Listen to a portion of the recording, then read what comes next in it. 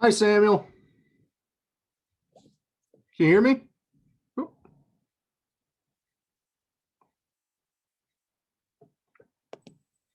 Always talking with the mute on. How are you?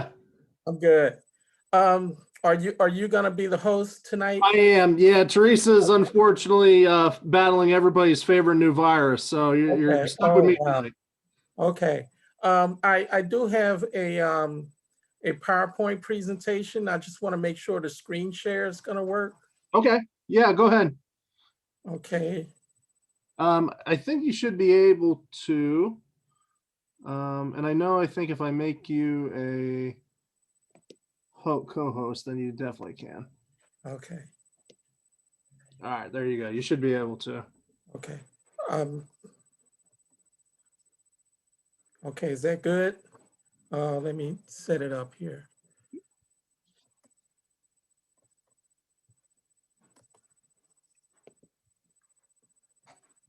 Okay.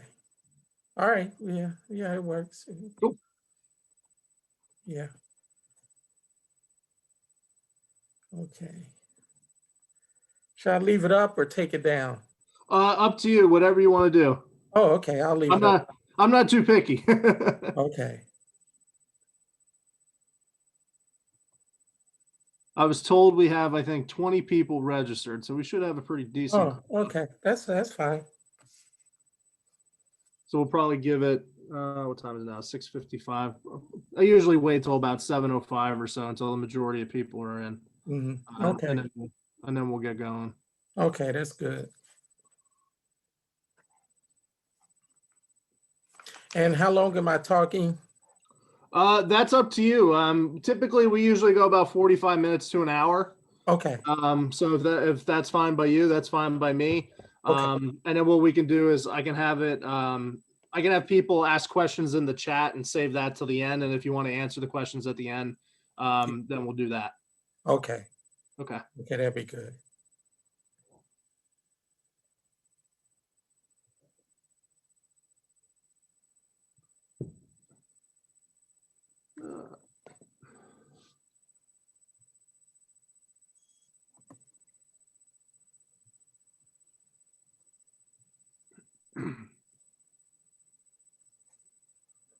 Okay. Oh boy. Everything's down at the History Center. You guys getting a little bit back to normal, or? Yeah. We actually opened back up last July Okay. and then closed again in December, and then opened in January. Okay. I actually have only been to the museum maybe 3 or 4 times since last March. Oh, really? Well, yeah, so I've been working from home. The danger with that is when the time comes to be back at the museum every day, whether I'm going to be used to that, I'm Yeah. going to have to make another, adjustment to going to the museum. But yeah, we're enjoying this virtual world. There's some opportunities, I think, for all of us to sort of change the way that we operate in museums and how we engage because of the technology that is there. And the public has really gotten used to communicating virtually. Yeah. And so we're trying to get used to that. There's still certain things like fundraising that, press in the flesh was usually a major part of fundraising. And, Yeah. you know, uh, so, we've had to kind of, change that. We had next month, well, originally planned for next month. I think we moved it to May, one of our fundraisers, but our big fundraisers, we basically just couldn't figure out how to make it work virtually. Yeah. And but some of our donors still held up their end regardless. And we've been doing these virtual cocktail parties. Oh, really? Yeah, yeah.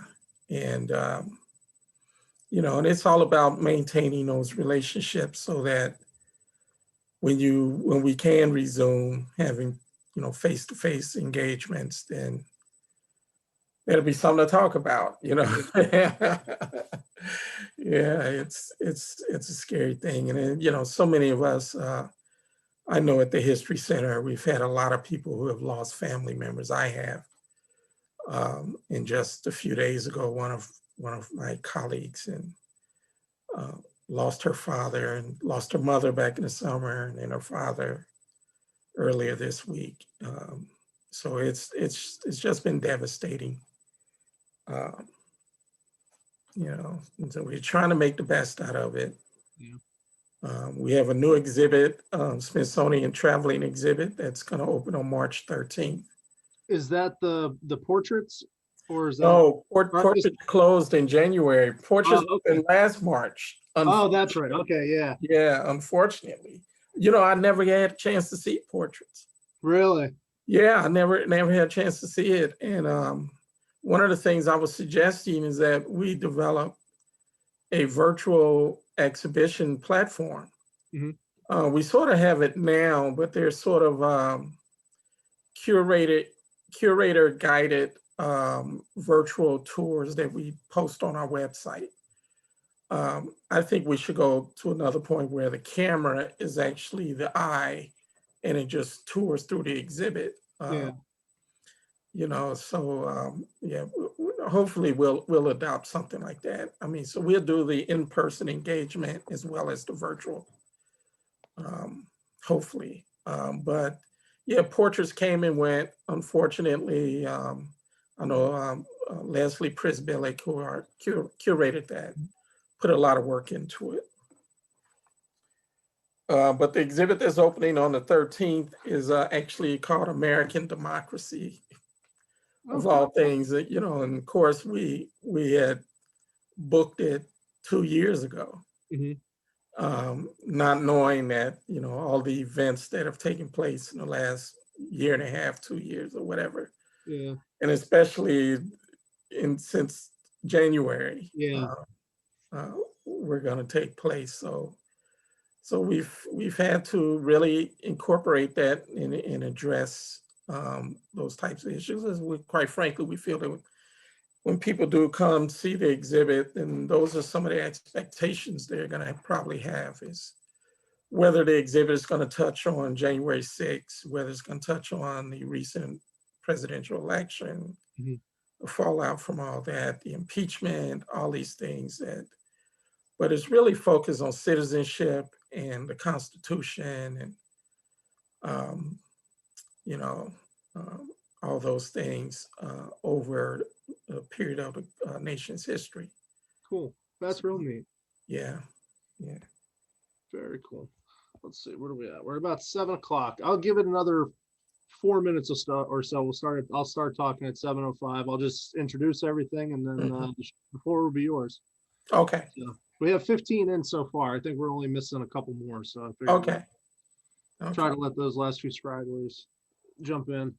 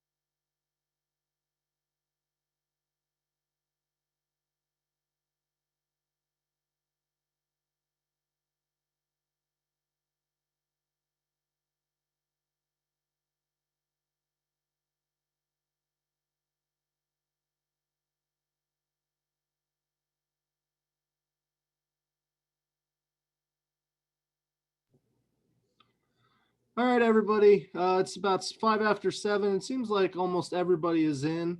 So we'll get the program started for this evening. Thank you all for joining us for another virtual program through the McKeesport Regional History and Heritage Center.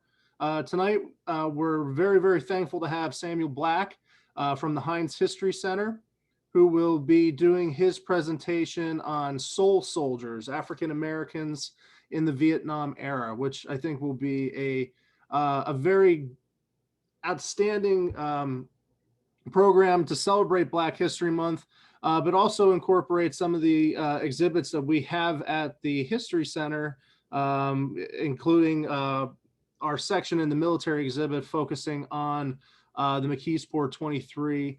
And So I'm very, very thankful for Sam to be joining us tonight. Thankful for all you guys to be joining us too. What I'm going to do is I'll introduce Sam here in a minute, and he's going to take control of the show for the next 45 minutes to an hour or so. If anybody has questions for him, I'm just going to ask everybody to put them in the chat, and I will keep note of that as the program goes on, and we'll save all the questions for Sam until the very end. That way he can flow through the presentation, and then he can answer those questions then. So without further ado, I'm going to introduce Sam Black of the Heinz History Center and his wonderful program, Soul Soldiers, African Americans, and the Vietnam Era. Sam, the show is yours. Thank you, Dave, and thank you to everyone who has joined us this evening. Really pleased to collaborate with the McKeesport Heritage Center in presenting this talk this evening. Let me just give you a little background about myself and the presentation. I've been at the Heinz History Center for 18 years. And we actually 19 years next month. I've been working in museums for about 29 years. And so I am really pleased to continue to do this type of work. My title is Director of African American Programs. And what that means is basically that I curate exhibitions related to African American content. I also curate collections, both archival as well as museum objects related to the African American experience. Publish, write, and do all those other things, administrative and management things that we do in museums and nonprofit organizations. I have also had the opportunity and the pleasure of serving on the boards of some national organizations, including the Association of African American Museums, where I served for 5 years as the national president of that organization. Tonight's presentation, Soul Soldiers, African Americans in the Vietnam Era, was actually an exhibition that I created and curated at the History Center that opened on Veterans Day in 2006 and closed on Veterans Day 2007. After that, it traveled for the next 4 years to 7 different cities across the United States, to different museums. I went to the DuSable Museum of African American History in Chicago, the Virginia History Center in Richmond, the National Civil Rights Museum in Memphis, the Birmingham Civil Rights Institute in Birmingham, Alabama. And I know I'm going to forget some other places that it went to, the Western Reserve Historic Society in Cleveland. It was the last venue where the exhibition was shown, and that was in 2011. The exhibition won a few national awards as well as state awards. And in addition to the exhibition, we also published a book that I edited and of the same name as the exhibition. The book was a little different in a sense that when you do these types of projects, you compile so much information, you do so much research. It all is not possible to be a part of the exhibition. So I decided to do a book and invited some colleagues and friends and historians and scholars and poets and artists to contribute to that book. Um, and that's how I got started. It's one thing I look at history, especially contemporary history, is that I think contemporary history really is something that jumps out from a historian's viewpoint. And that was no different for me. The inspiration for this project was varied.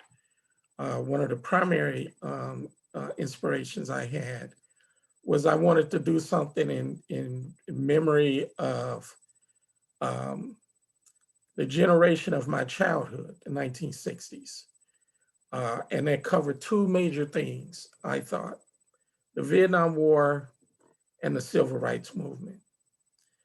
And one of the other inspirations was that I wanted to honor my oldest brother. And what you see on the screen there is my oldest brother, Jimmy McNeil, who did 2 tours in Vietnam from 1965 to 1967. One tour is 12 months.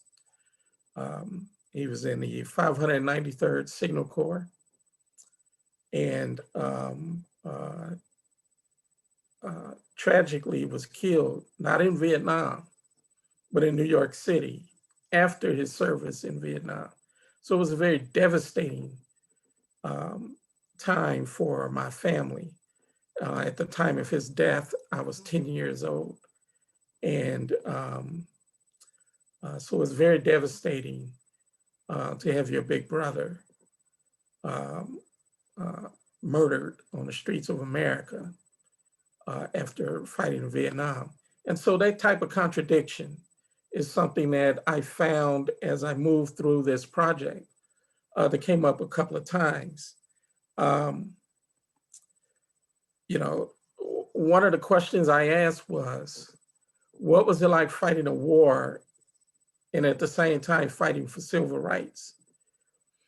And so I set out in my research for this project, trying to address that particular question.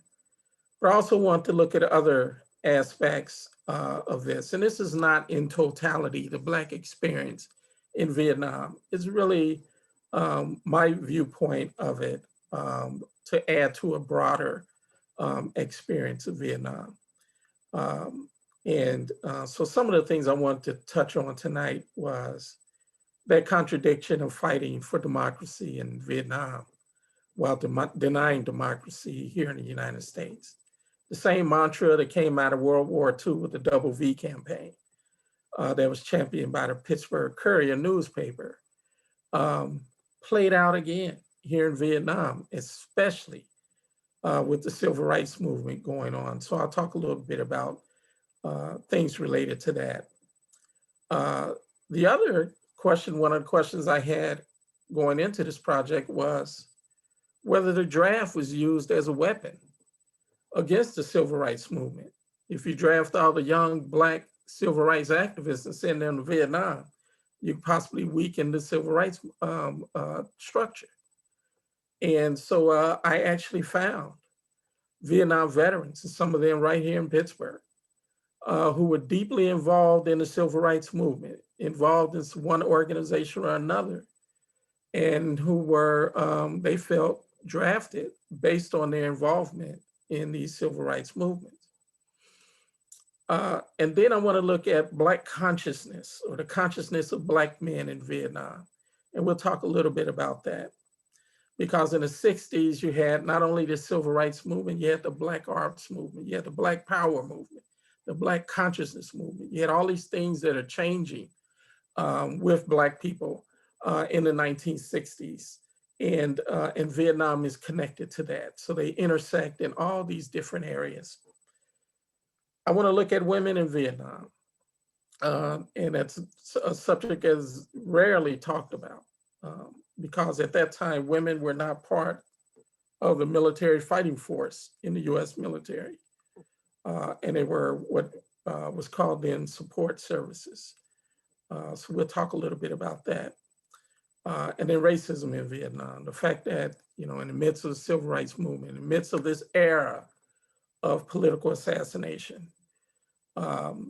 everyone from Medgar Evers and Malcolm X and Martin Luther King and John and Robert Kennedy and others who were assassinated, and that type of thing, that type of violence, whether it's political violence or public violence, carried over into the military. And you had violence and racism and race riots on military bases in Vietnam, in the United States, aboard aircraft carriers, in a number of different places, all impacted. So you have this violent soup of war and race riot all going on at the same time.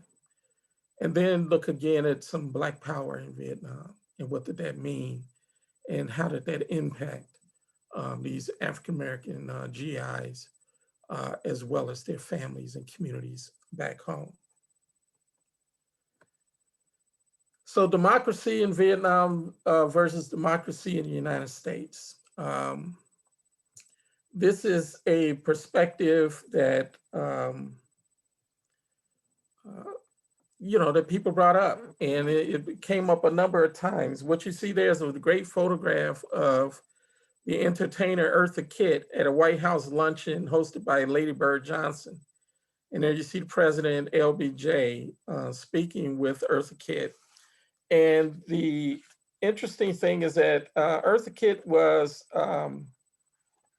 she was not really publicly declared as anti-war person. But she was working with a couple of anti-poverty campaigns. And that was one of the reasons why Lady Bird Johnson invited her to this White House luncheon to discuss, and this was in 1968, to discuss juvenile delinquency in America. And one of the things that Eartha Kitt brought up, and as she said later, I didn't go there to get into a debate or a discussion about the war. But she brought something up when she was basically asked her opinion of juvenile delinquency. And she said that she felt that some young people didn't want to go to Vietnam. So they were intentionally dropping out of school. They were intentionally committing crimes. They were intentionally getting involved with drugs and things like that to avoid the draft. And that the country needed to do something about the war first as a way of addressing juvenile delinquency. Well, of course, that didn't go over very well at this particular luncheon. And she got into a debate with a number of people. And as one reporter had noted that Lady Bird Johnson practically fainted because of the excitement. And so LBJ comes into the luncheon. He was not originally there when Eartha made her remarks and began to question her about her anti-war stance. And as she was saying, I really wasn't anti-war. But it was this occasion that kind of made her anti-war, made her even reevaluate her own views of the Vietnam War and begin to look at it as its impact on families and communities in America, not just African-American families and communities, but families and communities in America. So it was a really good opportunity for the US to really, again, reevaluate. Because what was going on in 68? In terms of the events that were taking place in the United States, you were right in the middle of the anti-war movement. In terms of the military and Johnson's administration and his Defense Secretary, Robert McNamara, they had already initiated Project 100,000. that was changed. It was a program to change the standards of the draft to allow them to increase the number of people eligible to be drafted. And this is very important because it was under Project 100,000 and Muhammad Ali was drafted into the military in 1967. And the interesting thing was that Ali had already previously, when his name came up for the draft a few years earlier, was declared 4F, which was that he was um, illiterate enough not to be eligible for the draft, not to be eligible for the draft to be in the U.S. military. But once they changed the standards, or what some people say lowered the standards, and through this wide net across the country, they began to draft more people, and which meant that more people will be eligible for the draft. So that was another aspect that was all circling around this year, 1968. But the big one was in the battlefields of Vietnam, was the Tet Offensive that took place in February 1968, where the Viet Cong and the NVA, primarily the Viet Cong, had attacked at every major military outpost of the US in South Vietnam, all within a week's time, and mostly within the first 2 days. Even Saigon, the US headquarters in the Republic of South Vietnam. And although there were a lot of casualties on the part of the Viet Cong and the NVA forces, it was really the impact and to the extent that the North Vietnamese would go to win that war, that had a emotional reaction on the part of the U.S., saying that they were fighting someone in their own land who basically said that they would fight to the teeth and fight to the last person, basically. So all these things were taking place in 1968, and circling around this particular luncheon. So I like to use this as one of those examples of looking at democracy at home and democracy versus democracy in Vietnam. And there are other examples as well, but that is one. The other I want to talk about was the draft versus civil rights. This gentleman here from Pittsburgh and Birmingham, Alabama. He's born and raised in Alabama, Mr. Michael Flournoy, and came to Pittsburgh as a teenager, and then went back to Alabama. And he was a student in Alabama at Booker T. Washington High School in Birmingham, Alabama. And if any of you know civil rights history, Booker T. Washington High School was one of the major high schools that had civil rights activists.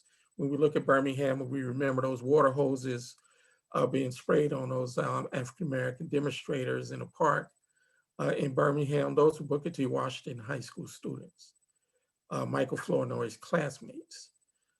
So after graduating from high school, he enrolled at Alabama State University as a student and joined the Congress on Racial Equality, or CORE, the student chapter of CORE, and got so much involved in the student chapter that he decided to drop out of school for a time and dedicate himself full time to CORE, and was involved in voter registration drives in Tennessee, Mississippi, Louisiana, and Alabama as well, and was arrested in Louisiana and jailed for his voter registration activities. Well, CORE at the time had adopted a jail without bail program because what they saw was that local authorities were getting revenue from arresting civil rights workers because they would get revenue from the bail. And some people were arrested and rearrested and rearrested. And so as a way of depleting the funds of the civil rights organizations who would have to pay the bail and the legal fees for these civil rights workers. So CORE decided we would have jail without bail. If you were arrested and they would give you 2 weeks or 30 days in jail for doing voter registration, we would not pay your bail, and asking these activists uh, uh, if they could withstand the imprisonment for that particular time. Well, what happened with Michael Flournoy was that his name was turned into his draft board back in Pittsburgh, and he was drafted while he was in jail in Louisiana. So when he was released after his time served, his jailer basically notified him and let him know that his draft board was notified and that he had been drafted into the military. So that was one of the cases that I looked at when I was posing whether the draft was used as a weapon against the civil rights movement. And there are other cases as well of civil rights activists whose children weren't even involved very deeply in the movement, but as a way of attacking the civil rights activists, they begin to draft their young children, their draft eligible young men into the military. So that was another factor, and I think that's something that I'm hoping that others, historians, will pick up on this and maybe do a more extensive study than I did for this exhibition. One of the other areas that I thought was important to mention, both in the book and the exhibition, was the role of women and African-American women in Vietnam. African-American women have, of course, served in the military for a long time. Most people recognize the role of African-American women in World War II, in the Nurse Corps, and some of the other uh, uh, uh, occupations in the US military. But you had different classification of women. Women were nurses. I found that women were air traffic controllers, donut dollies, and donut dolly was basically not an official name, but a moniker that was placed on women who worked in the service, um, usually for the Red Cross or some other type of agency, who was there to, in the middle of the war, but to aid the soldiers, especially injured soldiers in hospitals or orphans whose families were refugees from the war. And then you had others who worked as clerks in various capacities with the US Army and the US Army headquarters. This woman is Susie Stevens, who was from Georgia, and who was a clerk typist assigned to various bases in Vietnam. But around 1968, she was actually assigned in Saigon at the US headquarters in South Vietnam. So she was there during the Tet Offensive. This picture was actually taken in her bunk in Saigon around Christmas time, 1967.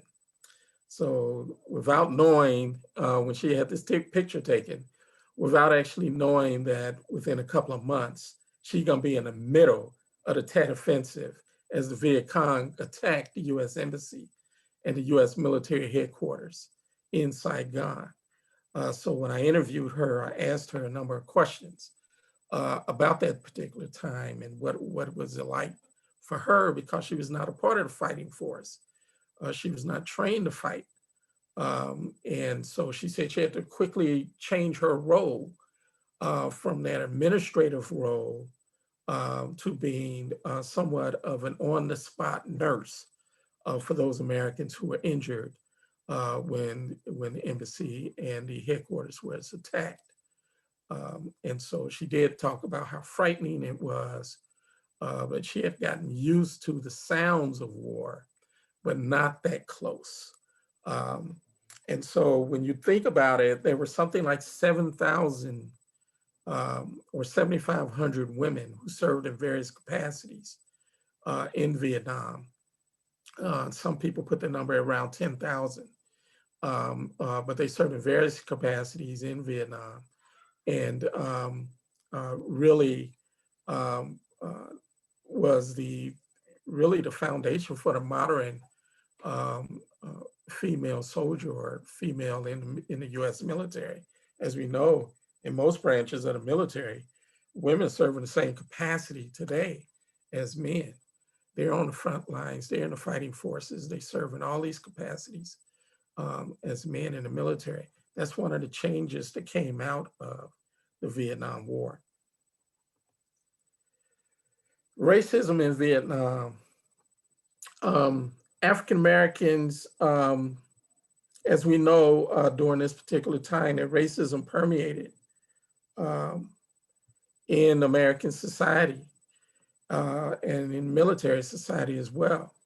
And I mentioned before about race riots taking place in military bases. That's fucking racist. Looks like we're getting bombed here. But these race riots on military bases in the United States, as well as in Vietnam, and as well as aircraft carriers. A historian named James Westheider, who had written a chapter in my book, has 2 books on African Americans in the Vietnam War. And he goes into very deeply talking about the race relations in the Vietnam War and these various dynamics and how these soldiers were able to fight a war in Vietnam at the same time seeing all types of chaos, in a sense, and change taking place back in the world, back home. And so Westheider goes into that a great deal.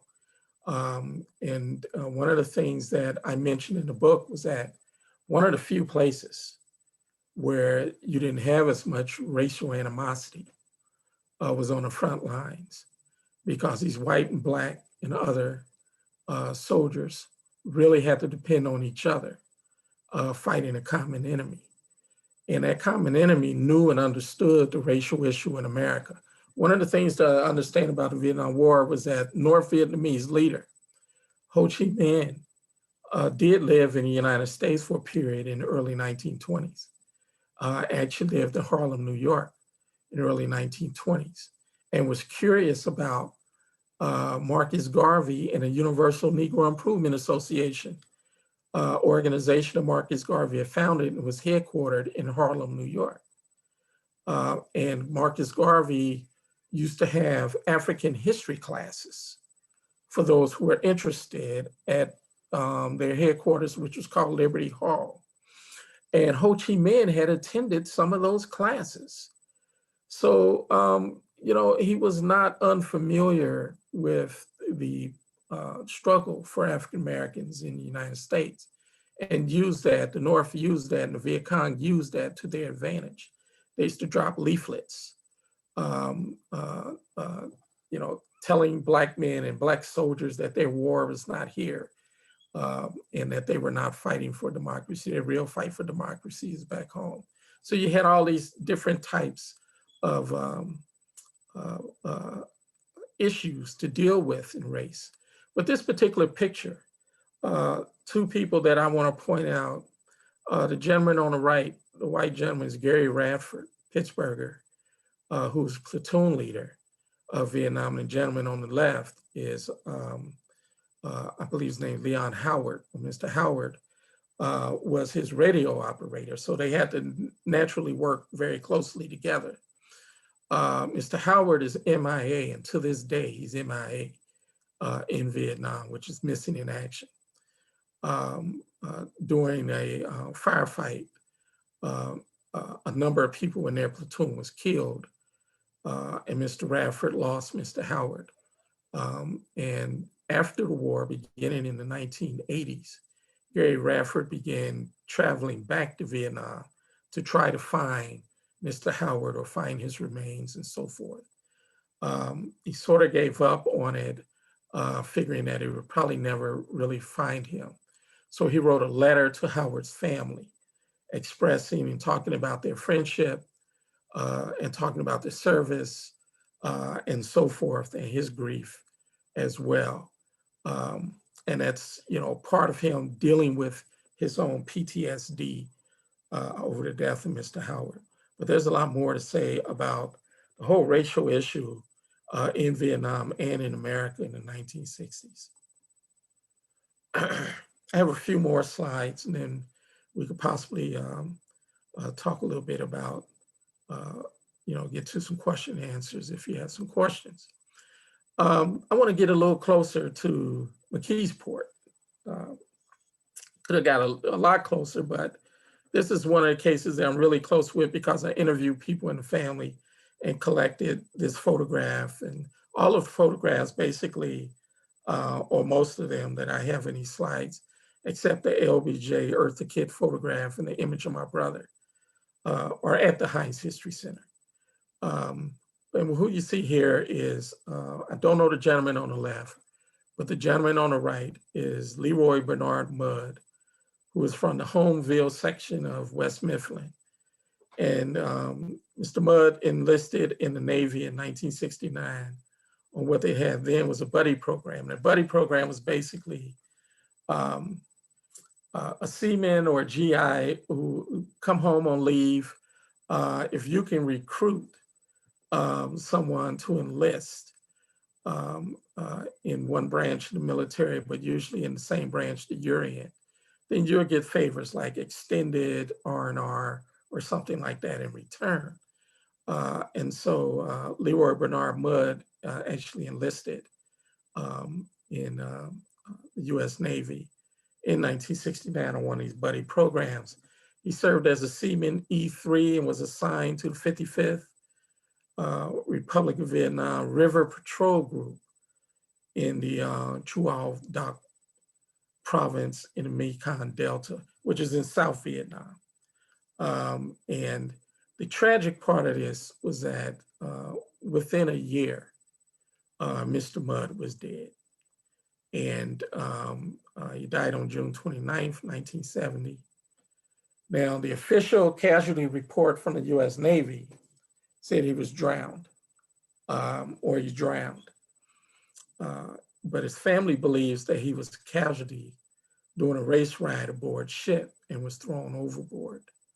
And the reason they believe that is because there were some who served with Mr. Mudd, who later told them that, and in some of their own research, they couldn't definitively say that this is what happened to him, but they just didn't believe that the Navy story fit. One of the stories the Navy had told them was that they were on ship tossing a football and someone threw the football and Mr. Mudd went to catch it and fell overboard and drowned.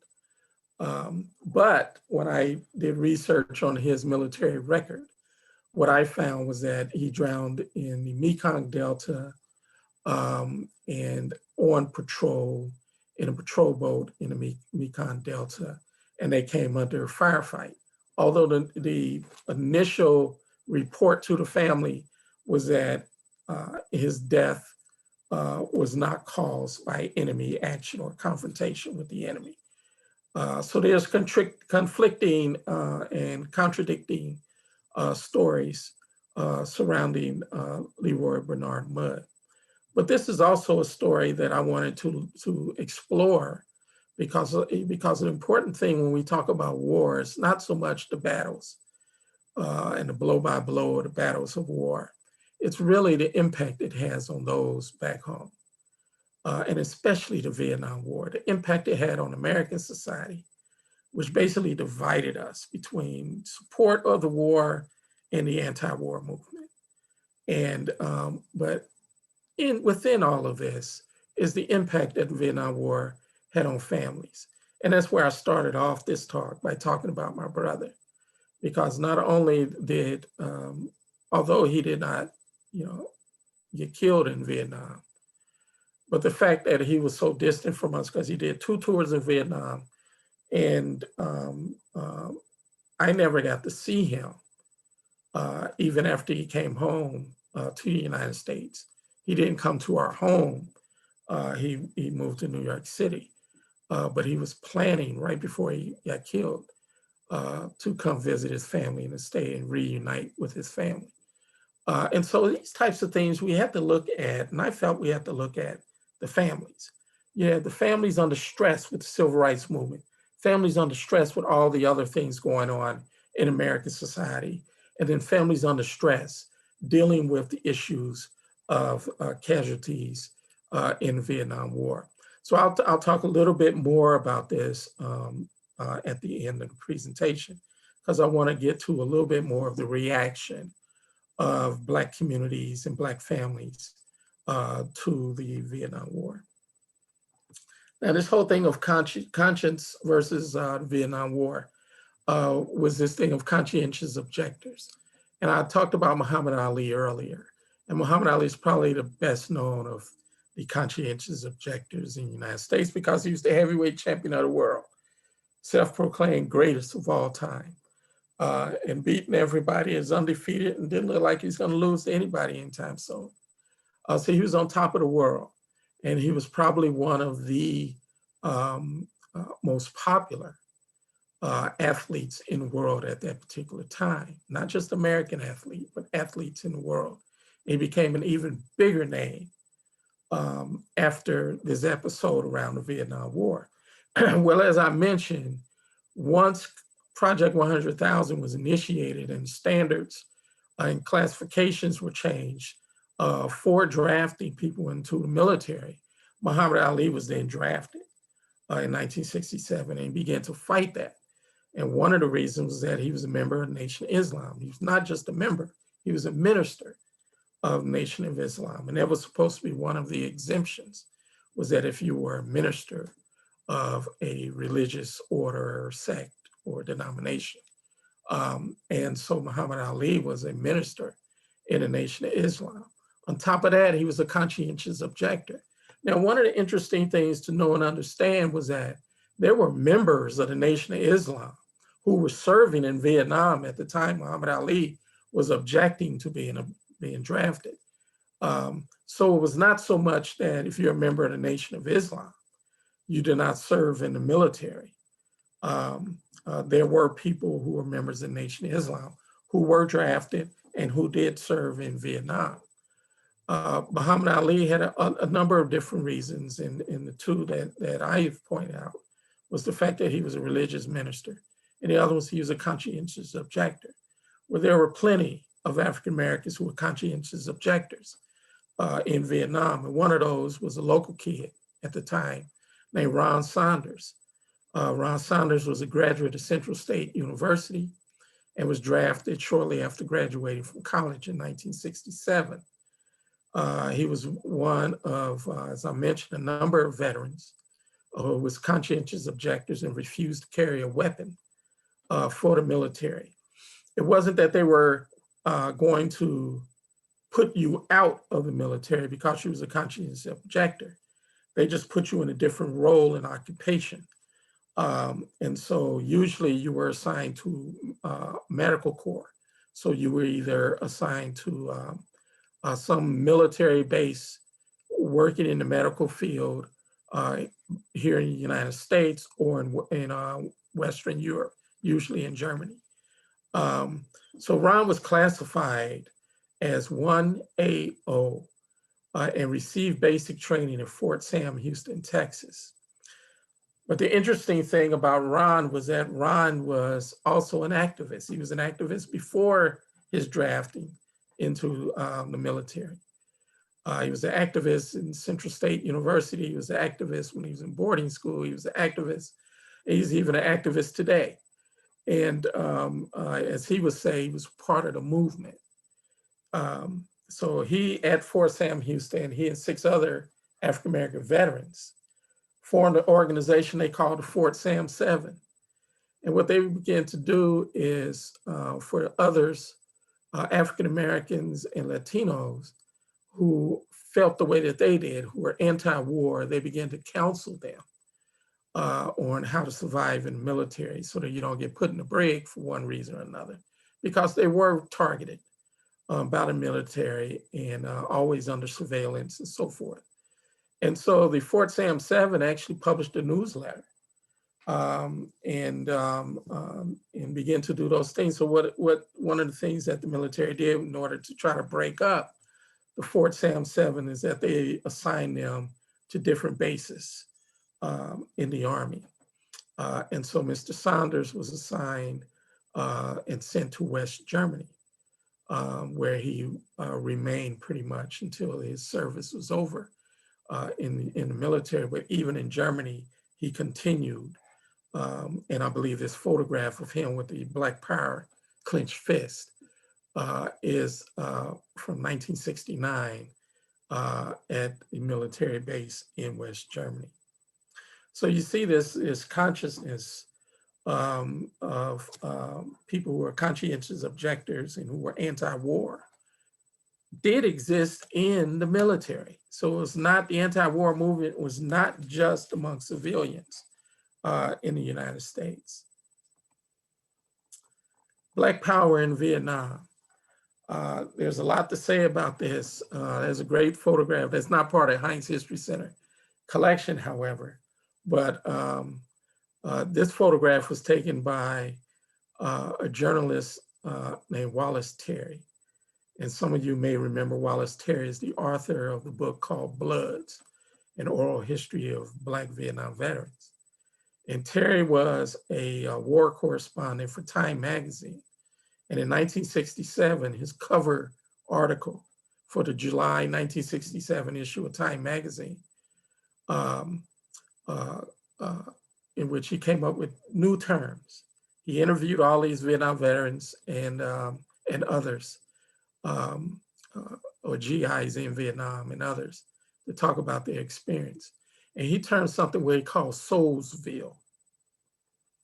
And Soulsville meant the front lines, because he said there were so many African Americans fighting on the front lines at this particular time, 67, 68, 69, that the nickname for the front lines became Soulsville. And you know, what you see here and standing in front of their hooch are some African American veterans, and you can see the influence of the Black Power and the Black consciousness movement, the clenched fist, the Black Power fist, the medallions and eminence around their necks, and so forth, all symbolizing that they came into and were probably drafted into the military with a certain Black consciousness and Black way of thinking, and probably were casualties of the draft due to their activist activities back home. I know that some of the people that Wallace Terry had interviewed were part of the Black Panther Party. They were members of the US organization, which was headquartered in Los Angeles and founded by Moalana Karinga, who was also the founder and creator of the Kwanzaa holiday celebration. And so Mr. Terry, who not only wrote for Time magazine, but was a correspondent for other news outlets, really got into it and turned his numerous interviews of these GIs into a book called Bloods. And Bloods talks about, it was an oral history of African-American Vietnam soldiers and military personnel. And then later, Frontline made it into a documentary. You can probably go to Frontline's website and pull that up. But it was a very powerful book, very powerful documentary. And it talked a lot about, had these African-American GIs talk about their service in Vietnam, but also talk about their issues dealing with being back in the world. And I remember one veteran in particular who was from Baltimore, who talked about the fear that his family had of him when he returned home.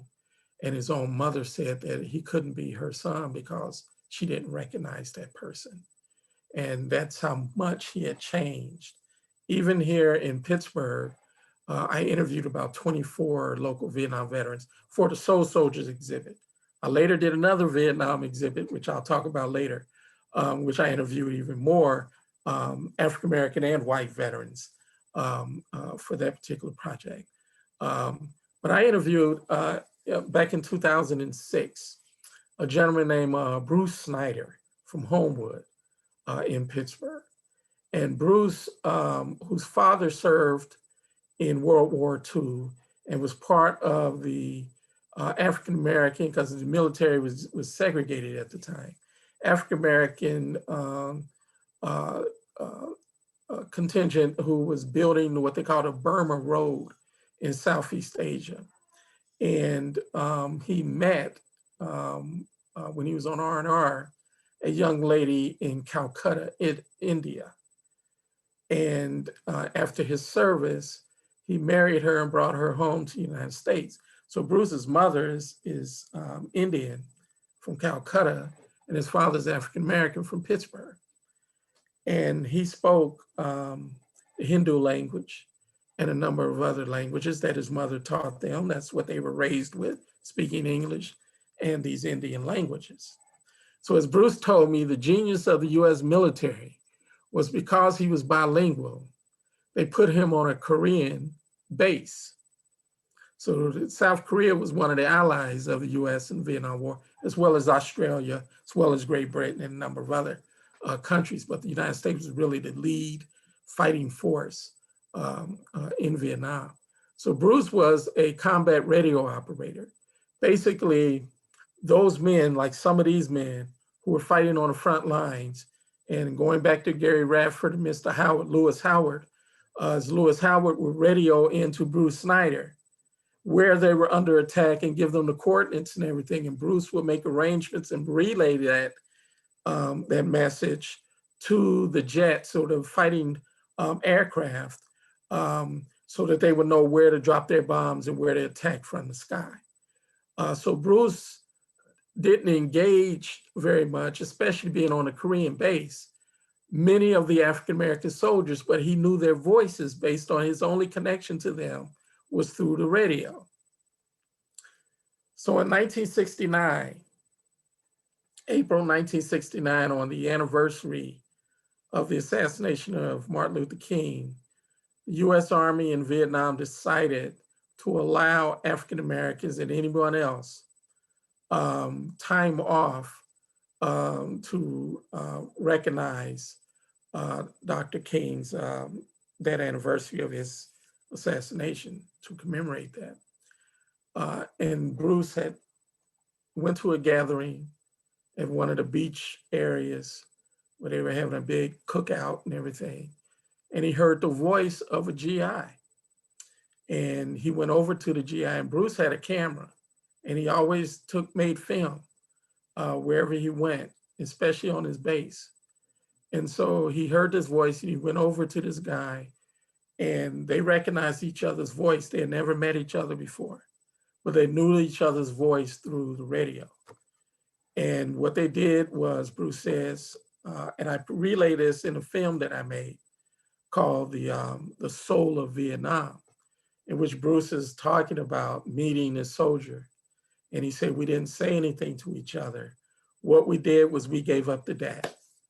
And the dap was these ritual, rhythmic handshakes and gestures that was actually a language, a physical language. And he said, we didn't say anything to each other, but we communicated through the dap. And he said the gentleman told him where he was based, how many times he was there, how many times they got hit. And he said, Bruce says, he never said anything to me. We did all that communicating through the DAP. And, and that was that part of the film where I was explaining what the DAP was. But it's a part of this whole thing of Black culture existing in Vietnam in the midst of war. You still had your culture, you still had your humanity, and you were trying to hang on to that.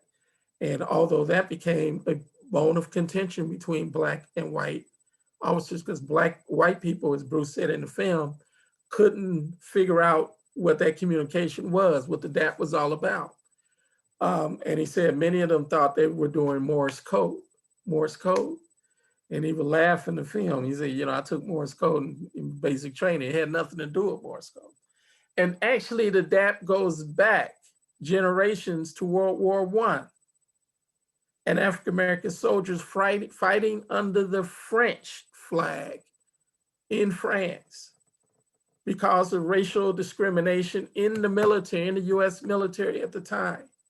France took these fighting forces, the 369th and these other regiments, and fighting under the French flag, and the DAP began to evolve, at that time, and then further evolved in the military in World War II. And of course, the Jazz Age just took it into another aspect, culture. And it even exists today. And I pointed out, I was interviewed by Netflix in relation to Spike Lee's movie, The Five Bloods, to talk about the DAP. And one of the things I said is, if you remember the inauguration of Barack Obama, what did he do after he took the oath? He turned to Michelle and they gave each other the fist pump. That's a part of the DAP, so you have this Black power, you have this Black culture, you have this Black consciousness, all of this existing in Vietnam as a point of survival. And it was really, one veteran told me, until I was given a bracelet that was made out of bootstraps, woven into a bracelet, and it had a small African shield on it. Until he received that, he felt kind of disconnected with the reason he was there. And he said, now I feel that I have something to fight for. So a couple of last slides. Protests and the end of the war. What you see there is a march in Harlem, New York in 1969, I believe. I'm sorry, 1968, 67, sorry, get my years straight here. And they were marching in New York, and this coincided with the big major march that Martin Luther King and others were involved with at the United Nations, outside of the United Nations in 1967. So this is before King's assassination in April of 1968. And this match in Harlem, as you can see, Black men should fight white racism, not Vietnamese, freedom fighters, and so forth, took place in Harlem. So African Americans were very much part of the anti-war movement. And one of the things that really began to have an impact on the anti-war movement was the plight of Black mothers. And what happened was that Black mothers began to organize and protesting against the draft that they felt was discriminatory, and protesting the war itself and LBJ's policies in the war. And that really turned the tide, because many of these Black women would send letters to the editor of the Black weekly newspapers, would make comments and speeches on radio shows, in marches in the streets of America, and so forth. And that began to sort of turn the tide, not only in the Black community, but across America. So by the early 1970s, even after the assassination of Dr. King, the support for the war in Black community began to wane very much. I know I'm pretty much out of time. This is my last slide. The veterans' aftermath. And so I do want to leave us with talking about, what took place afterwards. We know that post-traumatic stress disorder, PTSD, was a big issue for Vietnam veterans. Vietnam veterans across the board, not just African Americans, for the decades of 1970s and 1980s into the 90s, made up a large portion of the homeless in this country. And there was a fight on the part of the veterans to get the Veterans Administration to recognize officially that PTSD was a real thing, and that impacted veterans very much. One of the slides I do not have that I very much wanted to have was a gentleman that I interviewed. I'd known this gentleman since I was basically in high school. I never knew he was a Vietnam veteran until I worked on this project. And we were in-laws. His brother was married to my sister. And my sister said, well, are you going to interview Kurt? And I said, Kurt who? My brother-in-law, Kurt Standifer.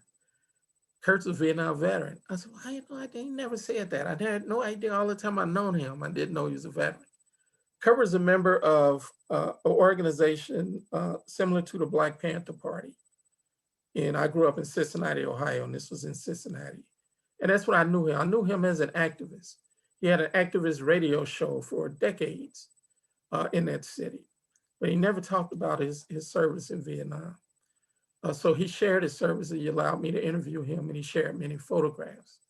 And he talked about his life after the war, as well as during the war. He was also a platoon leader. And he said his platoon was mostly African-American and Latino, and mostly illiterate. And I said, illiterate? He said, yeah. He said, it's 1969, so this was after Project 100,000 had been initiated. He said, the Army didn't care whether you could read or write. They can teach you how to shoot a gun. And that's pretty much what they cared about. So he began to educate the men who could not read in his platoon. But this gentleman you see here was similar to Kurt Standifer. That's Johnny McCoy. He still lives in Pittsburgh. And Johnny was a Marine and went to Vietnam in 1965, so early on, like my brother. But after the war, he very much got involved in service to the community, helping veterans with their medical benefits, find employment assistance, and was a part of a group that founded the Black Vietnam Era Veterans organization here in Pittsburgh. And they opened 2 houses, one for homeless veterans and another one for homeless veterans with children. And so you begin to see this veteran activism. Johnny wound up working at the VA, and you begin to see this veteran activism that takes place with many Vietnam veterans afterwards.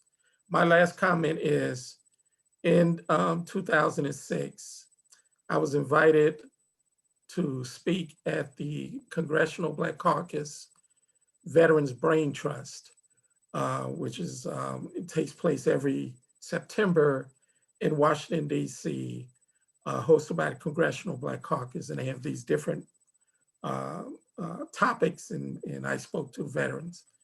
And one of the things that I witnessed there was the assistance that Vietnam veterans were giving to Iraq, Afghanistan veterans, dealing with the same issues of PTSD, but how do they manipulate and how do they navigate, rather, to get their benefits from the VA that they deserve to receive to help them survive post-war. So I know that was a lot. Try to get through it as quick as I could. But thank you for inviting me, and I'm more than happy to address any questions or comments. Thank you. Sam, that was wonderful. Thank you so much. I'm sorry about the interruption back there. We kicked that individual from the chat. Absolutely wonderful. I learned a ton of stuff. I hope everybody else that's listening learned a lot from Sam's presentation. I think it's just absolutely fascinating. I do have a couple questions for you from a couple of the people in the chat. The first is from Don Nemchik, who is a veteran himself, and his brother or his cousin rather was killed in Vietnam. He has 2 questions for you. First, he wants to know if you yourself were a veteran, and if you have read the new book on the McKeesport 23 called "Did You Know That Boy?" No and no. I am aware of the book. It's one of the publications that I wanted to read. I actually want to read it before giving this talk, because early on in some of my research, I'm just starting to draw a blank, but I know he's in the book. He's, matter of fact, on your website, who was one of the first local casualties of Vietnam. And I know he's probably one of the first African-American casualties. Norman Johnson. Norman Johnson. And I remember early on in my research on this project, I was, perusing through the Pittsburgh Courier and Jet Magazine and all these places that I remember as a child or as a young person. That's where I got my news about Vietnam and Vietnam veterans. And I came across the article about Johnson and his funeral and everything in McKeesport. And I did attempt to contact his family and did not have success at that time to include his story. But I did mention him in the book, but not in the exhibition. So I am familiar with that, but I am not a veteran. I have a family of veterans. My father's a Korean War veteran. I had two brothers. I mentioned Jimmy and another brother named John Jr., who both served in the Army. I had cousins who were in the Navy. My brother-in-law, who passed in July 2019, served in Vietnam and Desert Storm. Oh, wow. He was a gunnery sergeant in the Marines. And during Desert Storm, he drove the amphibious vehicle up into the beaches of Kuwait, and then later a tank. He was someone who hate to see him go. And really, one of the things I did not mention in terms of the ailments of veterans is some of those who had exposure to Agent Orange. And one of the things we need to recognize is that some Vietnam veterans who are dying today are dying because of their exposure to Agent Orange. Kurt Standifer, who I mentioned, passed away earlier this year, had been suffering from cancer for years from his exposure to Agent Orange. And my brother-in-law, I believe, was the same thing, complete organ failure. So there are some things there. So I'll come from a family of veterans. My family goes all the way back to the Civil War in terms of my research. I can't find anything before that. But on my father's side, they're U.S. colored troops. On my father's side, they're men who fought in World War I. And then my father, of course, in the Korean War, and two brothers who served in the Army and a brother-in-law in the Marine Corps. But I am not a veteran. I'm a child of the 60s, and I always say that these Vietnam veterans fought for me. Yeah. Very cool. The next question for you deals with your section on women in Vietnam. And Teresa asks, were African American women's roles different than that of other women as part of in terms of their service in the Army and in Vietnam? Not necessarily, and I say it that way because, as I mentioned before, there were women who were who served as air traffic controllers. And Susie Stevens was a clerk typist. There were African American women who were nurses. By the time the Vietnam War came around, Black women and white women really served in the same capacities. For World War II, I'm not familiar with that much with the Korean War and the role of this difference between white and Black in Korean War. But World War II, because you're talking about a segregated military, so they had sort of different roles because the Black male fighting force in the US military was of a smaller percentage than for white men because Black males were primarily used in service, truck drivers, net role. You have your Tuskegee Airmen, you have your members of Patton's tank battalion, you have some of those regiments who were fighting men, but you had an awful lot and a larger percentage of African-American men who were in these service capacities in the military. And that was by design and not by their ability. That was purely by design.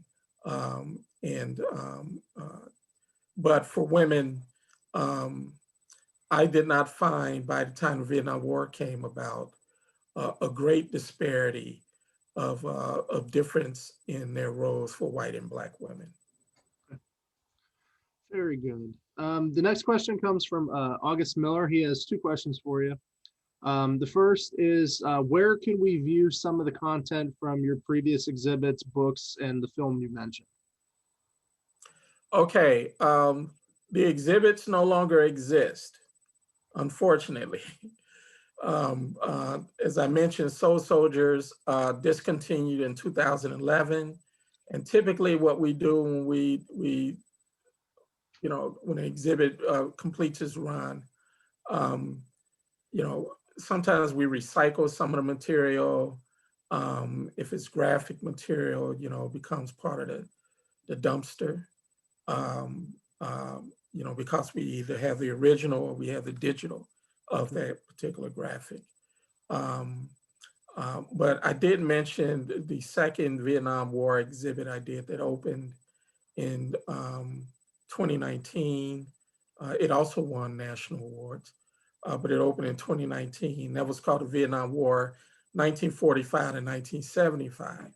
And that one was a traveling exhibit from the New York Historical Society that we doubled the size of the exhibit and doubled the content of the exhibit by adding the Western Pennsylvania story to that. And that was about Black and white soldiers. Yeah, those no longer exist.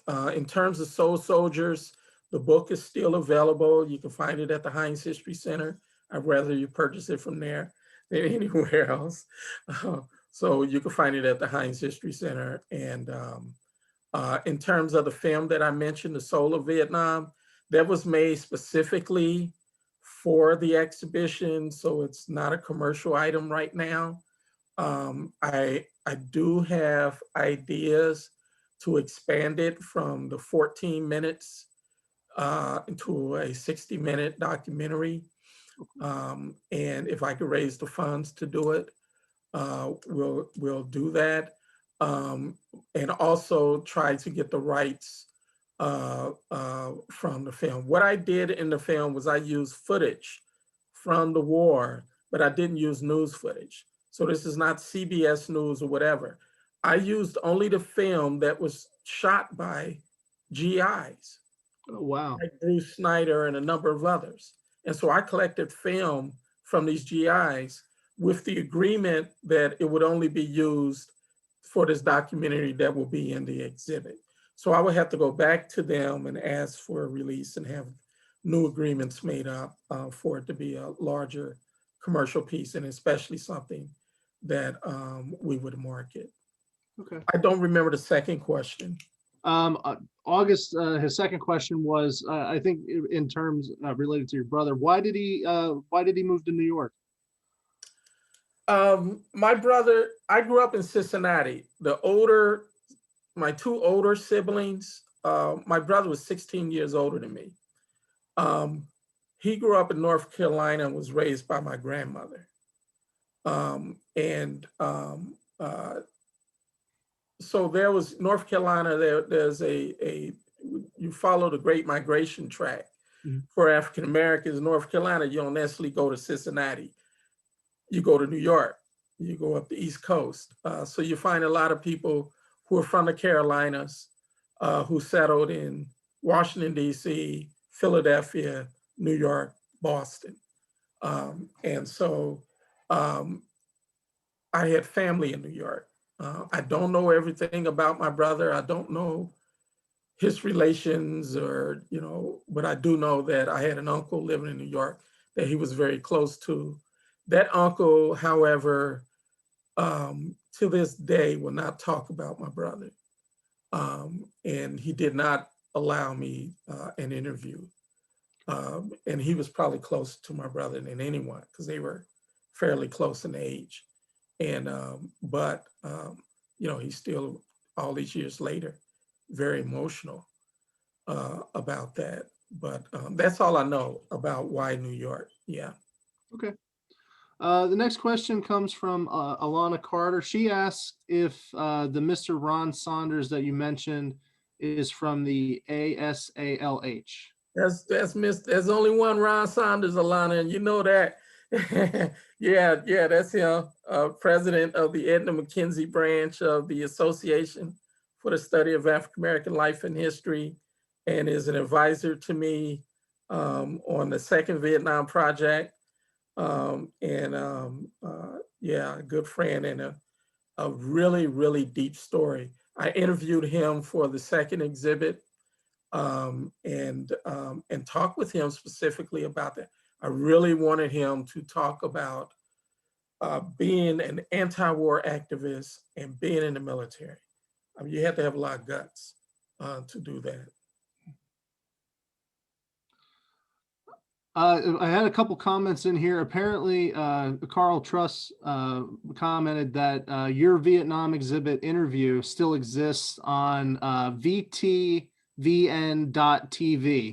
and the Veterans Channel hosted by Diane Richards. So that those interviews are still out there for anybody that is interested. Again, that is VTVN.tv. You'll be able to find some of Sam's work there. It looks like that is all of our questions. One note, if you want a copy of Did You Know That Boy, we'll get one to you. We have them at the center. Okay. Teresa just threw in the comment that we'll make sure we'll get you a copy to read. Yeah. I have one more comment. Thank you, Carl, for reminding me of that. Carl was a member of our ad hoc committee, Veterans Ad Hoc Committee, for the Second Vietnam exhibit, and did some media work for us for that exhibit. And he's a Vietnam veteran, you know, so, you know, to add that to it. But in terms of, I did want to make this comment. I think Pennsylvania was something like either the third or fourth largest number of states that contributed men and women to the Vietnam War. And Western Pennsylvania, which I don't know the answer to, historically, there's a lot of veterans out of Western Pennsylvania. You pick a war, you get a lot of veterans out of it, maybe except for the Revolutionary War. But after that, your Western Pennsylvanians involved in all these wars, and Vietnam was no different. And what I found with this Vietnam exhibit, when I started the idea, that gentleman you see on the screen there, Johnny McCoy, and another gentleman named Chris Jenkins, they were still operating the Black Vietnam Era Veterans Office in Wilkinsburg. And I was watching QED and I saw Chris Moore, and he had a roundtable discussion with these Vietnam veterans. So I'm writing down names and everything real quickly. And so I looked up and talked to a few people, and I went up to Wilkinsburg and met with Johnny McCoy and Chris Jenkins and told them about my ideas for the Soul Soldiers Project, and was asking for their support. And they put me in touch with all of these African-American veterans in Western Pennsylvania. And they were part of my first ad hoc committee for the Soul Soldiers Project, including Michael Flournoy, whose picture I showed earlier, and a number of others. And some of them are still with me today, serving on the advisory council, African American Advisory Council at the Heinz History Center. But I found that they're, you know, not only the part of activism, but there's so many Vietnam veterans in Western Pennsylvania, white or Black, in Western Pennsylvania. And for those two projects, I knew I could not go wrong if I had these veterans' involvement in those projects. So I want to reach out to all of them today and just say publicly, thank you, thank you, thank you for sharing a part of your life with us so we can better understand this world that we live in. Agreed. Couldn't have said it better than you did there, Sam. That's it as far as the questions are concerned. So I just want to thank you again. This was fantastic. Absolutely wonderful topic. And I hope everybody got a lot out of this. Thank you to the History Center as well for facilitating this and taking the time out on a Thursday night. We also want to thank our sponsor for the program, which was the Pennzoil in McKeesport. Thanks to all of you who joined us this evening. We have a couple more programs coming up in the next couple months. On March 28th, I believe is the date. We're going to have our Women's History Month program. It will be on Zoom, and it's going to focus on the Women's Army Corps, the WACs. And then on August 8th, we're going to have a program on George Washington's time in Western Pennsylvania that will be presented by the Braddock Battlefield Museum. So be sure to check in on our website and our social media for all the information regarding those two programs. Thank you all once again for joining us. Sam, again, thank you so much. This was fantastic. And everybody have a good night, and we'll see you soon. Stay safe.